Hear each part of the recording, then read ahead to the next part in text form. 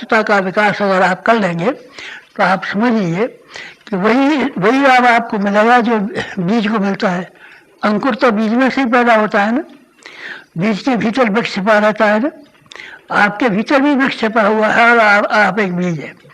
लेकिन पानी तो आपको चाहिए, खाद तो चाहिए। बीज को अगर खाद पानी नहीं मिलेगा तो उसमें से वृक्ष का पैदा होना संभव नहीं है। आपको खाद पानी का इंतजाम करना है गायत्री उपासना के साथ साथ, कुंडली जागरण की हिस्सेदारी के साथ साथ में जो हमारे द्वारा आपको सहायता के रूप में मिलेगी। देवता का अनुग्रह प्राप्त कराने के लिए हम आपकी सिफारिश करेंगे, हम आपकी सहायता करेंगे। भागीरथी ने गंगा जी को बुलाया था, स्वर्ग से जमीन पर आई थी, लेकिन केवल भागीरथ के द्वारा वो संभव नहीं हो गया। शंकर जी ने भी मदद की उसमें।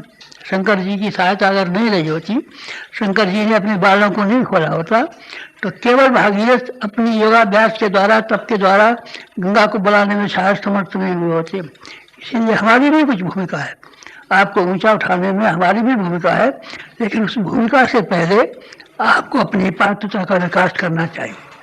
आप ये ध्यान करके रखें, जब कभी भी किसी की साधना सफल हुई है तो साधना की सफलता में व्यक्ति की पात्रता अर्थात उसका जीवन का संशोधन, अर्थात उसकी सेवा भावना, इन दोनों की चरितार्थ हुई है। ये चरितार्थ अगर नहीं रही होती तो शायद किसी को भी देवता की सहायता न मिल सकी होती, शायद अध्यात्म का लाभ न मिल सका होता। आपको अपने जीवन में दोनों ही कामों को करना है।